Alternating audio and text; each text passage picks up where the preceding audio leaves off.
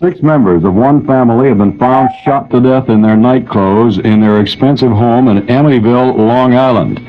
The only available information at this moment, according to the Amityville Village Police, is that the victims have been identified as members of the DeFeo family. They were found by a 23-year-old son, Ronald DeFeo, who is believed to be the only surviving member of the family. He came, he opened the door, and he was screaming, "Come on, help me. Somebody shot my mother and father." And everyone ran out of the bar, and that was it. And so forth. No suspect at this time. We have no indication of the motive at this time. What about Ronald DeFeo, the son, the surviving son? Ronald is being safeguarded by the Suffolk County Police at this time. Why safeguarded? Why? Because the 6 members of the family dead, and we don't know why. On the evening of November 13th, 1974, people were relaxing at Henry's Bar on the corner of Merrick Road in Amityville. But before the night was over, something would happen that changed the town forever. At exactly 6:30 p.m., 23-year-old Ronald Butch DeFeo Jr. burst into the bar, looking terrified and crying. Somebody has shot his parents and siblings. When police arrived at the house, what they found was shocking. Butch's parents, his 2 brothers and 2 sisters were dead. All 6 family members had been shot while sleeping in their beds. The way the murders were carried out, quiet, precise, and without struggle, raised unsettling questions. As detectives began to piece things together, their eyes turned toward the only surviving family member, Ronald Butch DeFeo Jr. And suddenly, the story started to change. So what really happened inside 112 Ocean Avenue that night? Was it a calculated massacre or something more darker? This is the horrific story of the Amityville murders. It's a deeply complex and unsettling story that has haunted America for over 5 decades and inspired many horror movies and books. And now, you're about to watch the true story of how it all began. Welcome to Crime Aura, where the darkest true crime stories come to life. We bring you gripping stories every week, so make sure to subscribe and turn on notifications to stay in the loop. Now, let's dive into today's story. This story begins in Brooklyn, New York, in the year 1930. That's when Ronald Joseph DeFeo Sr. was born to parents Rocco and Antoinette DeFeo. Most people would later know him as Big Ronnie. As a young man, Big Ronnie was good-looking and confident. With his charm and style, it wasn't hard for him to win hearts, including that of a young woman named Louise Brigante. Louise was born on November 3, 1931. With her striking beauty and magnetic charm, she dreamed of becoming a model. Her world sparkled with possibilities, but everything changed when she met Ronnie. Love swept her off her feet, and in choosing him, she quietly set aside her dreams for the runway. Louise became pregnant early in their courtship. Louise's parents, Michael and Angela Brigante, were not pleased. They were traditional Italian Catholics who had high hopes for their daughter's future. Her father, Michael, had worked his way up from humble beginnings in New York's garment industry and later found success in the car business, becoming a prominent figure at Kings County Buick in Brooklyn. By the late 1950s, his efforts had paid off. He was running his own dealership, Brigante Carl Buick, on Coney Island Avenue. Michael and Angela had invested heavily in Louise's education, sending her to Catherine McCauley, a private Catholic girls' school, and certainly an unplanned pregnancy were not part of the future they envisioned for her. Despite her parents' disapproval, Louise married Ronald DeFeo Sr. in 1951. The young couple struggled financially, living in a cramped apartment on Foster Avenue in Brooklyn. The rift between Louise and her family was so severe that her father cut off all contact after the wedding. But everything changed on September 26, 1951, when Louise gave birth to their first child, a baby boy named Ronald Joseph DeFeo Jr., who would later be nicknamed Butch by his grandfather Rocco. The birth of a grandson softened the hearts of Louise's parents. Slowly, they started speaking to their daughter again. The DeFeo family continued to grow. Dawn Teresa DeFeo was born in 1956, followed by Allison Louise in 1961. Then came Mark Gregory in 1962. As the family expanded, so did Ronnie's opportunities. He eventually joined his father-in-law's business, working as a service manager at the Buick dealership. Michael Brigante made sure his son-in-law was well compensated, with reports suggesting Ronald earned as much as $400 a week, a solid salary at the time. It seemed like the young family had finally found stability.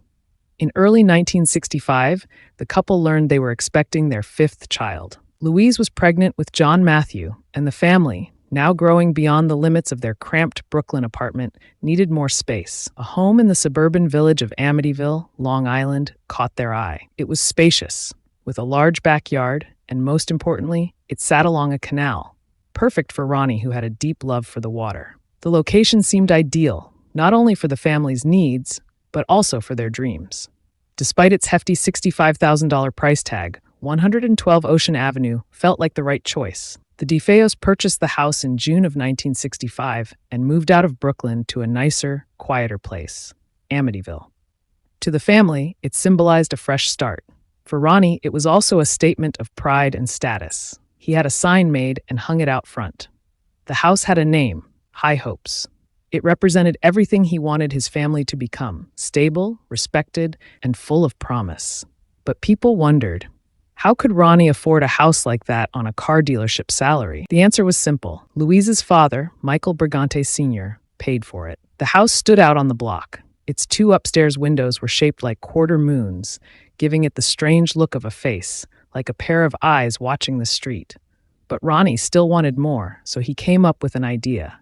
He wanted giant, life-size paintings made of him and his family to hang on the walls and show off how important they were. These portraits cost at least $50,000. And again, Ronnie's father-in-law, Michael Brigante Sr., paid the price. The portraits were finally finished after more than a year. They were hung on the staircase wall in the DeFeo home, in big gold frames that symbolized a proud family. But soon, this family would become known all over America, for reasons no one could imagine. Despite the appearance of success, life wasn't always picture-perfect inside the DeFeo house. It wasn't the kind of home filled with laughter or long family talks. Most of the time, each family member stayed in their own room, like strangers living under the same roof. It was easier that way, less chance of someone saying the wrong thing. When they did gather together, maybe for dinner or a family occasion, it never took long before voices were raised. And at the center of it all was Ronnie, the father. He ran the house like a king sitting on his throne. Big Ronnie saved most of his anger for his son, Butch. He would tell him over and over that everything Butch had, a roof over his head, clothes on his back, came from him, from his hard work. He liked to remind Butch that he was nothing without him. With so much tension in the house, Butch started looking for ways to escape.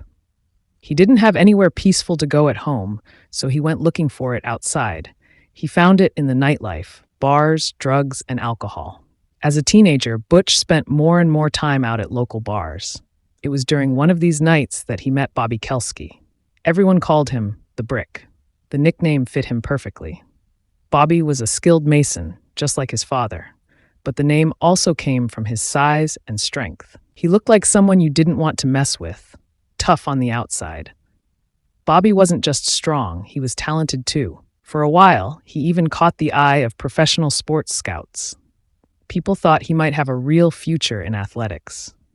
But as time went on, Bobby got pulled into the world of drugs. Slowly, those bright opportunities began to disappear. He was known for having access to the best marijuana around, and he always shared it with his friend, Butch. Butch himself could be charming when he wanted to be. But when alcohol got into the picture, it was like flipping a switch.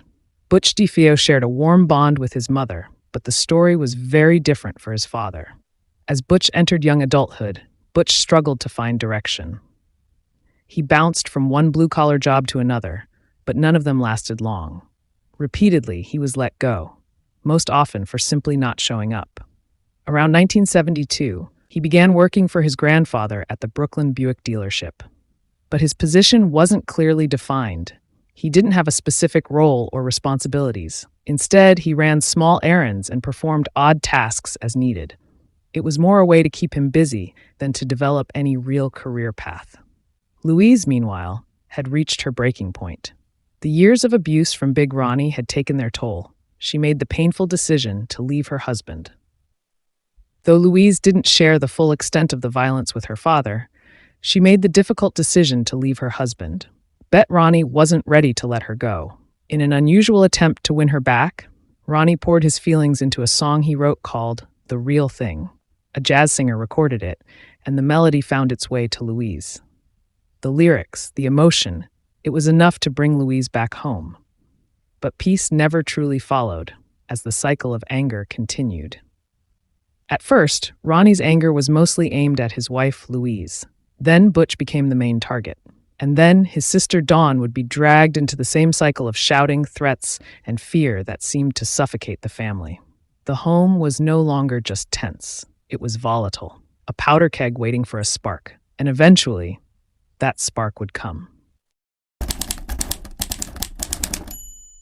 At just 17 years old, Ronald Butch DeFeo met someone who would briefly change the rhythm of his troubled world. Her name was Geraldine Romano, a young musician making her way through the bars of Greenwich Village in New York City. Born Geraldine Romano, she grew up in New Jersey in an Italian-American family, spending most of her childhood in Bergen County. The details of her early life are limited, but what is known is that music was her passion, and she carried it with her as she tried to build a career. One evening, their paths crossed. Butch introduced himself under a false name, Butch Black, and bragged about living in a grand mansion upstate. To Geraldine, he seemed arrogant, rude, and far too sure of himself. At first, she wanted nothing to do with him.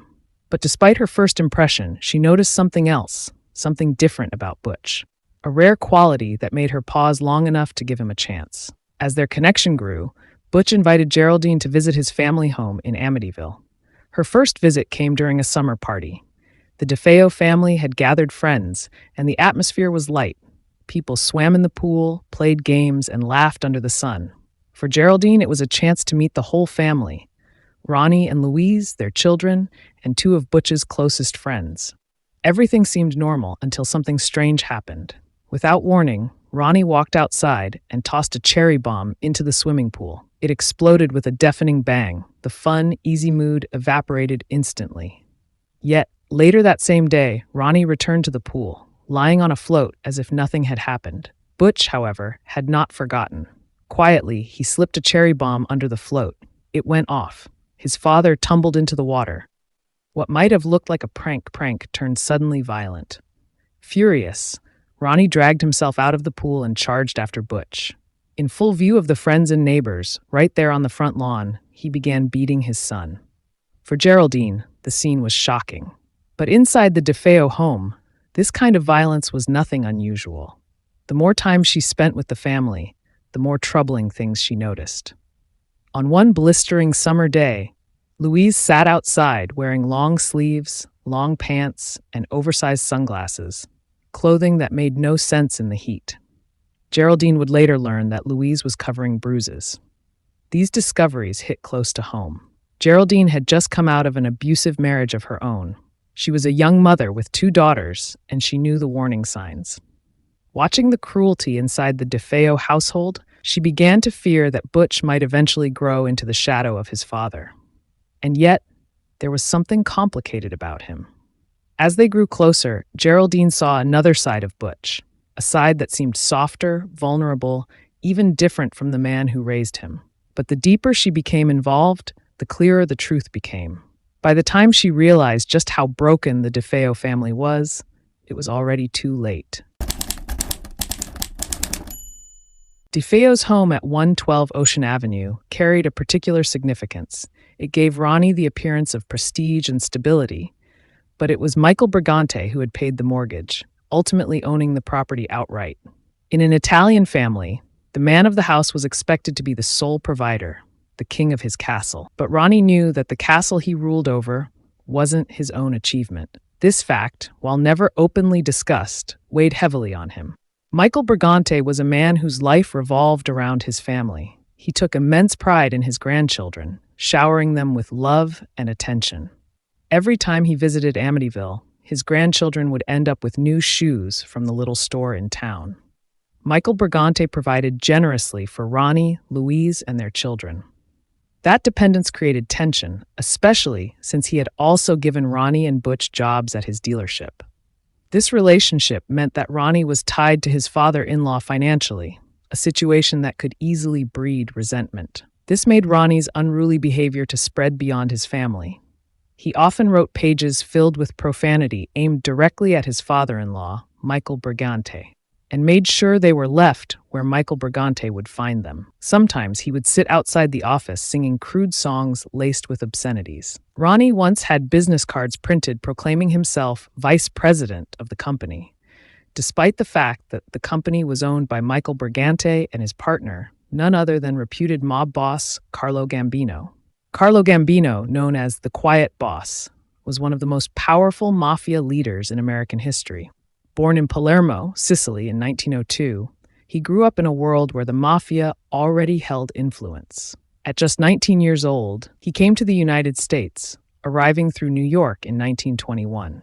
He entered America during Prohibition, a time when bootlegging and smuggling alcohol made many gangsters rich.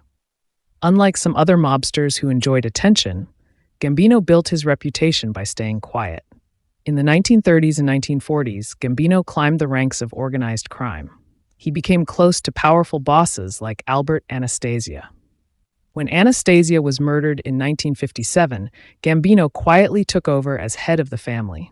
From that moment on, the group became known as the Gambino crime family, one of the 5 families that controlled organized crime in New York.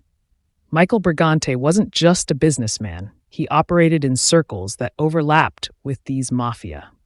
Through his dealership and financial dealings, he developed close connections to the Gambino crime family, which was led by Carlo Gambino. To keep his power, Carlo Gambino relied on trusted associates and businessmen who could move money, offer jobs, and help hide mob influence in legitimate businesses. Michael Brigante fits into this world. His car dealership served as a front for under-the-table deals. Ronnie, officially the general manager of the dealership service department, was valued most for his skill in keeping 2 sets of books, one accurate and one falsified, ensuring the business operations ran smoothly for those in control. The connection between Gambino and Brigante meant that the DeFeo family, through Michael Brigante, was indirectly tied to the mafia's financial network.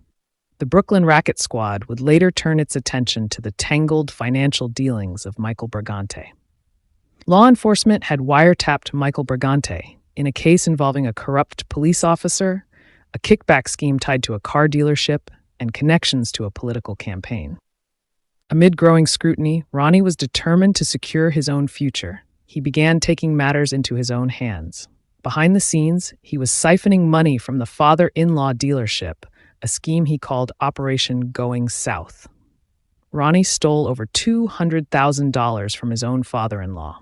It was a bold move because it was not just stealing from family, it was stealing from men connected to the mafia. His plan extended beyond the theft. He wanted to move the entire family north, starting a new life away from Brooklyn. What Ronnie didn't understand was that no one simply walked away from people like Carlo Gambino. As 1974 drew closer, Ronnie began to show signs of slipping deeper into delusion. On one particular family trip to St. Joseph's Oratory in Canada, something unusual happened. As he stepped out of the towering church, he turned to his wife and said he had felt a powerful presence, almost as if St. Joseph himself had appeared before him. From that moment, Ronnie convinced himself that he had been touched by the divine. He claimed he was chosen, that he carried a special connection with heaven, and that he had been saved for a greater purpose. But his new obsession with religion wasn't really about pure faith. For Big Ronnie, it seemed more like a way to change his luck, to bring blessings into his life, or to prove he had something extraordinary about him. He wanted to be seen as different, as someone with gifts that set him apart from the rest of the world. This was less about humility before God and more about power, recognition, and control. Ronnie formed a close friendship with a priest, Father Roger Guerrero, at St. Joseph's Oratory. Their bond quickly deepened. Ronnie often sent money to the church, and the more he gave, the more Father Guerrero seemed to encourage the idea that Ronnie had unique spiritual gifts, even psychic powers. To Ronnie, this was all the confirmation he needed. If a man of God believed in him, then surely he must be special.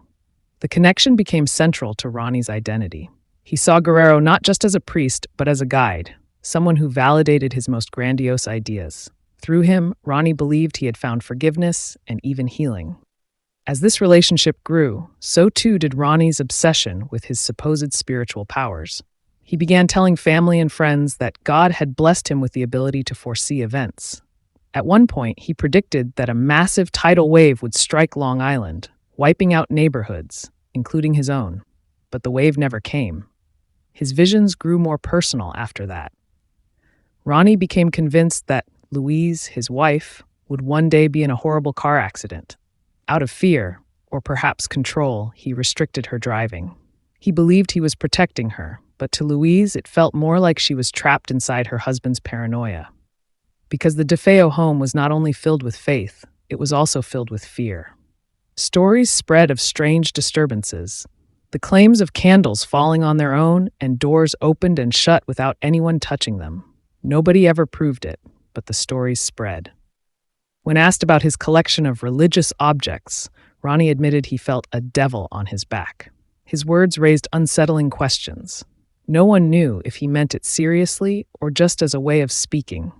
Even the family's housekeeper remembered a chilling warning that Louise herself had once confided in her, saying she feared a terrible tragedy was coming for the family. In September 1974, Father Guerrero traveled from Canada to New York to personally visit the DeFeo family. Looking back, many would question these visits. Did his presence somehow connect to what would later happen inside that house 2 months later? Earlier in 1974, Dawn DeFeo met a young man named Billy Davidge. Dawn quickly fell deeply in love with him. She was a shy, self-conscious young woman who often struggled with her weight and self-image, and Billy's affection meant everything to her. To Dawn, he was charming, kind, and attractive, someone she felt lucky to have found. She often looked at her brother Butch's relationship with Geraldine as a kind of escape from the tense and controlling atmosphere of the DeFeo home. In her mind, a future with Billy could be her own way out, her chance to finally live life on her own terms. When Billy's father was transferred to Florida, Dawn was determined to follow him there. But her father refused to let her go. He insisted she remain in New York and continue her studies at the Catherine Gibbs Secretarial School in Brooklyn. For him, there was no argument. Dawn would stay under his roof and under his authority. This only fueled Dawn's defiance. She had seen how her brother Butch tried several times to leave the house, only to be dragged back against his will. To Dawn, the message was clear. Her independence would never be accepted, no matter how old she was. Desperate to break free, Dawn went to extreme lengths. She staged a fake kidnapping, hoping it would shock her family into giving her freedom. Michael Bronte, her grandfather, received a phone call demanding $5,000 for Dawn's safe return. When Michael Brigante rushed to the arranged drop-off point with a friend and confronted the so-called kidnappers, he discovered the criminals were just two nervous young men, who quickly admitted Dawn had planned the entire scheme herself. The failed plot exposed just how trapped and frustrated Dawn felt. At only 18, she was willing to risk scandal and humiliation just for a chance at independence. Dawn's feelings began to shift into something darker. A mix of anger and desperation that made her increasingly unpredictable. One night, during a heated fight between Dawn and her father, Butch stepped in. The argument turned volatile, and Butch reached for a gun. He aimed it directly at his father and pulled the trigger. By chance, the gun did not fire. That moment revealed how dangerously fractured the family had become. A son pointing a gun at his father, only narrowly stopped by fate. By the start of November 1974, the conflict inside the home had reached its breaking point. A fierce argument erupted between Butch and his father. In anger, the father called his son a devil, and Butch stormed out of the house, shouting that if he wasn't allowed to leave for good, he said, "I will kill all of you." Within days, those words would no longer be just a threat. They would become a reality.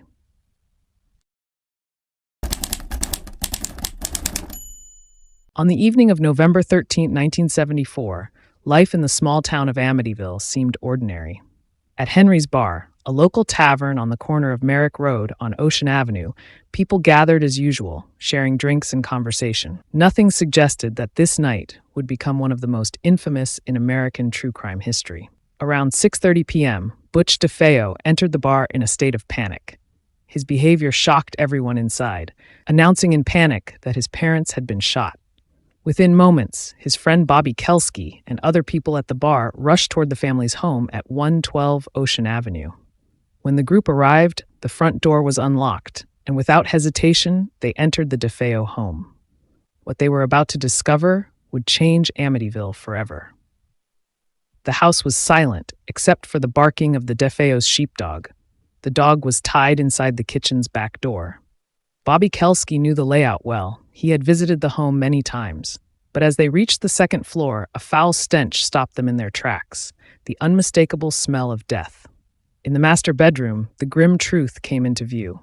Ronald DeFeo Sr., 43, lay face down, a bullet wound in his back. Blood had dried and seeped beneath the waistband of his boxer shorts. Beside him, his wife, Louise, 42, was covered with an orange blanket pulled tightly around her body, as though she had tried to shield herself against the horror. The sight overwhelmed Bobby Kelsky, and he was quickly rushed downstairs. John Altieri, another of the men, opened the door to the northeast bedroom. Inside, two young boys lay face down in their beds. 9-year-old John DeFeo wore a Knicks sweatshirt, the back of it soaked through with blood. In the opposite bed was his brother, 12-year-old Mark. A pair of crutches and a wheelchair sat beside him. It was more than Altieri could bear. He left the room and joined the others downstairs. One of DeFeo's friends, Joey Yeswit, quickly called 911 from the dining room to alert the Amityville Village Police. Officer Kenneth Greguski, stationed less than a minute away, arrived at the scene around 6:40 p.m. In the driveway, he found a group of shaken witnesses and immediately took charge. As the scope of the crime became clear, the Amityville police handed control of the scene to the Suffolk County Police Homicide Squad. As news of the tragedy spread, phone calls began to ripple through the DeFeo family's circle. Both the Brigantes and the DeFeos received word that something serious had happened at the Amityville home. At the scene, Detective Gaspar Randazzo from the first squad was the first investigator to arrive and started asking Butch questions. Soon after, Detective Sergeant Jensen arrived, along with Detectives Fandry and Harrington. Jensen immediately sent them out to canvass the neighborhood, going door to door along Ocean Avenue to find anyone who might have seen or heard something unusual. By night's end, between 6 and 8 detectives would be assigned to gather statements from nearby residents. When Butch's grandfather, Rocco DeFeo, arrived at the home while detectives were still questioning his grandson. He asked if he could use the telephone in the dining room. Detective Randazzo agreed, but as Rocco began to dial, Randazzo quietly made note of the number. Rocco noticed this and suddenly hung up, saying it was the wrong number. Later, investigators traced the call. It led back to Peter DeFeo. Peter wasn't just anyone. He was Rocco's brother and a powerful figure in the Genovese crime family. The Genovese family, one of New York's most influential mafia groups, had deep ties in labor unions, gambling, loan sharking, and construction rackets. At its height, the family was considered the most organized and feared of the 5 families. Peter DeFeo himself was a high-ranking member. Known as a capo, he commanded respect within the organization and controlled crews that handled lucrative operations in Manhattan. He was also known for his connections to politicians and businessmen, which gave him a protective shield from law enforcement for many years. The fact that Rocco tried to call Peter DeFeo during police questioning raised serious questions. Investigators saw it as more than just a phone call. It hinted at the possibility that the DeFeos had powerful relatives who could influence events behind the scenes. It meant that the investigation into the DeFeo murders was brushing up against the world of organized crime. By 8:15 p.m. on November 13, 1974, Ronald Butch DeFeo Jr. was taken to the 1st Precinct Police Station. The young man, only 23 years old, had just suffered the unimaginable loss of his parents and 4 siblings. Now investigators wanted answers. Inside the interview room, the questioning began almost immediately. Detectives were trying to piece together the bloody mystery of what had happened inside the DeFeo family home on Ocean Avenue in Amityville, Long Island. At first, Butch seemed shaken, speaking in short sentences and giving vague answers. Then, as the hours passed, his story shifted. He began hinting that organized crime might have had something to do with the murders. Detectives leaned in closer, pressing him. Did he suspect anyone? Could he give a name? For a while, Butch hesitated and seemed to struggle with the weight of the question. Finally, a name surfaced, someone tied, at least in rumor, to the New York underworld. While Butch was being questioned, officers continued combing through the DeFeo home. The crime scene was haunting, 6 bodies in their beds, all shot with a high-powered rifle. While the crime scene was still being processed, the phone inside the house suddenly rang. An officer picked it up, only to find a man on the other end identifying himself as Tony Mazzeo. But the moment Mazzeo realized he was speaking with a police officer, he abruptly hung up. Detective Sergeant James Burleski, one of the lead investigators, later returned to the precinct where Butch was being questioned and reported the call. It caught everyone's attention. The name Tony Mazzeo was the same name Butch had just given inside the interrogation room earlier. Suspicion deepened when officers recalled that earlier, Rocco DeFeo had also made a phone call from the house, this one to Peter DeFeo, a man rumored to have mob connections. The overlap seemed too strange to ignore. At that moment, detectives began to believe Butch's story might have some truth. Maybe organized crime really was involved. Out of caution, they moved Butch into protective custody. Later that night, he was transferred to Hauppauge for his own safety. But the case would take a dramatic turn in the early morning hours of November 14th. At about 2:30 a.m., Detective Jack Chervil carried out one last sweep of Butch's third-floor bedroom. When he opened a closet door, and there it was, 2 empty rifle boxes. One was for a .22 caliber weapon, the other was for a .35 caliber Marlin. That detail changed everything. The murder weapon used to kill the DeFeo family had been identified as a .35 caliber Marlin rifle. Now, the box for that exact gun had been found in Butch's own room. This discovery immediately shifted the investigation. The mob theory began to fade. Detectives now suspected that the killer wasn't some outside figure. The evidence pointed right back to Butch himself. When Butch was confronted, he tried to deflect suspicion. He suggested that others might have been involved, repeating names like Tony Mazzeo. He spoke in circles, insisting that he didn't need a lawyer, almost as if he believed he could talk his way out of it. Detectives listened carefully. They noticed how his story changed with each retelling. At one point, Butch claimed that Tony Mazzeo had carried out the murders while forcing him to watch. He said he had no choice, that he was dragged from his room by 2 men and made to witness the slaughter of his family. He painted a dramatic picture. His father, Ronald Sr., was shot first twice. His mother, Louise, was killed moments later. Then, one by one, his siblings were executed as they lay helpless in their beds. Butch even claimed that Mazzeo smiled while killing the children, enjoying the cruelty of the act. But the more details he gave, the more unbelievable the story sounded. Detectives compared Butch's claims against the physical evidence. Every victim had been found lying face down, dressed in nightclothes. That alone suggested the murders had taken place in the quiet hours of the early morning, not during the day, as Butch first implied. Butch admitted he was awake watching television at 2 a.m., and also admitted he was getting ready for work between 4 and 5 a.m. That left only one critical window, between 2 and 4 a.m. That was when the killings happened, and Butch had been inside the house the entire time. When pressed harder, Butch's version of events kept shifting. First, he said he had hidden in his room when the gunfire began, too frightened to act. He described hearing 2 shots, then a pause, then several more. Later, he added that he had hidden in a closet while the shooting continued.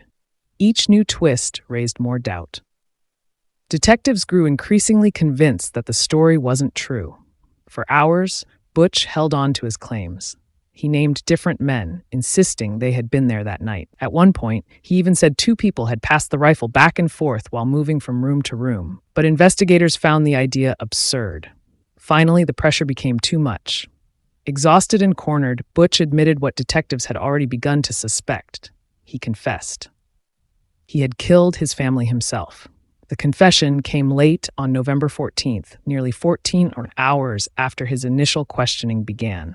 That night, Butch DeFeo was formally arrested for the murders of his parents and siblings. The question now is, was Butch's confession the whole story or only part of a much bigger mystery?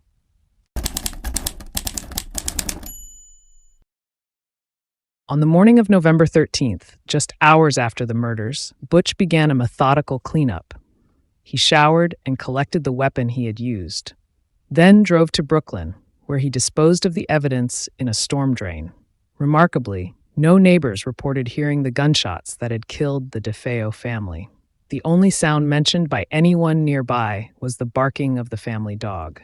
Considering the rifle he used should have produced an explosive, echoing noise, and with no suppressor in play, this silence has long remained one of the most puzzling details of the case.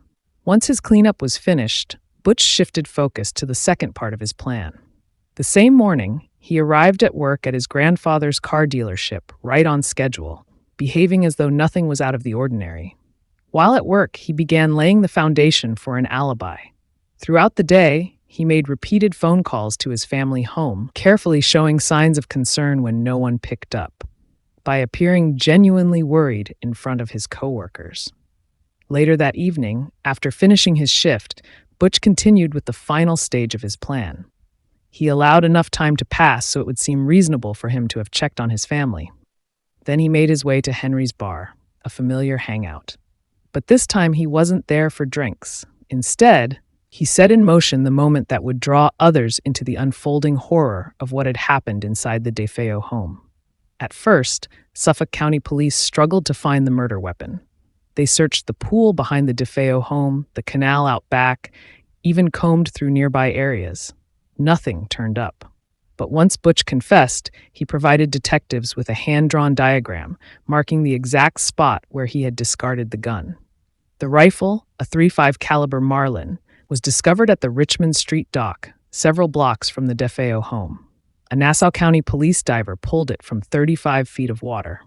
Along with the rifle, Butch mapped out where he had hidden other evidence: spent shell casings, bloody clothes, towels, a box of unused ammunition, and the scabbard that once held the weapon. That same day, while the family was being buried, Butch DeFeo was formally indicted for the murders. The DeFeo murders presented investigators, and later the courts, with a puzzle that went far beyond a typical homicide case. The home at 112 Ocean Avenue was a 3-story structure, large enough that 6 people could have fled, hidden, or fought back. Yet somehow, one man, Ronald Butch DeFeo Jr., overpowered and killed his entire family. From the start, the details didn't add up. All 6 victims were found face down in their beds, arms raised in eerily similar positions, as though carefully arranged. How could 6 separate individuals in different rooms end up in such uniform postures? Were they all asleep, unaware of the gunshots echoing through the house? Or had the crime scene been manipulated afterward? Even more unsettling was the silence that surrounded the crime. The neighbors, living only yards away, reported hearing no gunshots, despite the use of a high-powered rifle that should have shattered the night with explosive sound. How could 6 murders occur in rapid succession, with no one outside the DeFeo home realizing what was happening agrow? These unanswered questions set the foundation for the drama that followed. This first part of the Amityville murders is often overlooked, but it's what sets the stage for everything that followed. In part 2 of this case, we'll dive deeper into the trial, the controversies, and the lasting mystery that still surrounds this case till today. So don't forget to subscribe and turn on notifications so you'll be the first to know when part 2 is uploaded. Thanks for watching.